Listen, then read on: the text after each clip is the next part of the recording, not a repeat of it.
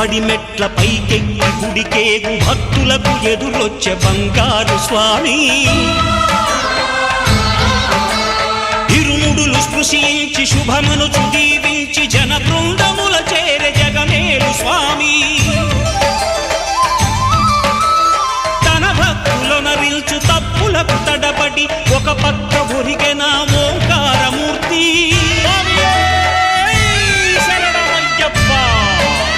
స్వాములందరూ తనకు సాయము కాగా ధీమంతుడై లేచే ఆ కన్య స్వామి